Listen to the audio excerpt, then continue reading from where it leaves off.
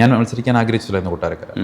എന്നോട് അങ്ങോട്ട് പുറപ്പെടാൻ കർണാടകയുടെ അന്നത്തെ ഉപമുഖ്യമന്ത്രി അശ്വന്ത് നാരായൺ, കേരളത്തിന് ചാർജ് ഉണ്ടായിരുന്നു, അദ്ദേഹം അങ്ങോട്ട് പുറപ്പെടാൻ ആഗ്രഹിച്ച ലാസ്റ്റ് മൊമെൻറ്റിലാണ് എന്നോടൊന്ന് മാറ്റുന്നത്. കാരണം ഞാൻ പോയി മത്സരിച്ചാൽ കേരളത്തിൽ ഇന്നും വേറൊരു ധനകാര്യമന്ത്രി ഉണ്ടായിരുന്നേനെ, അവിടെ റിസൾട്ട് മാറുമായിരുന്നു. അപ്പം രമേശ് ചെന്നിത്തലയെ പരാജയപ്പെടുത്താൻ വേണ്ടി ശ്രമിച്ചിട്ടുണ്ട് ഹരിപ്പാട്, VT ബൽറാമിനെ പരാജയപ്പെടുത്താൻ വേണ്ടി വോട്ട് മറിച്ചിട്ടുണ്ട്. അപ്പം UDF നേതാക്കളെ പരാജയപ്പെടുത്താനും CPM നേതാക്കൾക്ക് വിജയമൊരുക്കാനും വേണ്ടിയുള്ള വളരെ വലിയൊരു ഇലക്ഷൻ എഞ്ചിനീയറിങ് CPM-ഉം BJP-യും ചേർന്ന് നടത്തിയിട്ടുണ്ട്. അതിൻ്റെ ഭാഗമായിട്ടാണ് തുടർഭരണം ഉണ്ടായത്. ആ ഇലക്ഷൻ എഞ്ചിനീയറിങ്ങിൻ്റെ ഭാഗമാണ് തൃശ്ശൂരിൽ കണ്ടത്. കള്ളവോട്ട് മുതൽ തൃശ്ശൂർ പൂരം അട്ടിമറിക്കൽ വരെയുള്ള കാര്യങ്ങളുടെ പുറകിൽ മുഴുവൻ നടന്നിട്ടുള്ളത് ഈ ഇലക്ഷൻ എഞ്ചിനീയറിംഗ് ആണ്.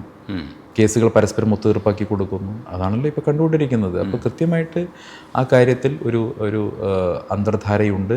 അതിപ്പോൾ വളരെ വിസിബിൾ ആണല്ലോ. ഇപ്പോൾ PM ശ്രീ പോലെ പ്രത്യയശാസ്ത്രപരമായി CPM എതിർത്തിരുന്ന ഒരു കാര്യത്തെ ഇത്ര പരസ്യമായിട്ട് അംഗീകരിക്കണമെങ്കിൽ ഇനി മറയില്ലാതെയുള്ള Sangh Parivar alliance, BJP alliance CPM പ്രഖ്യാപിച്ചിരിക്കുകയാണ്.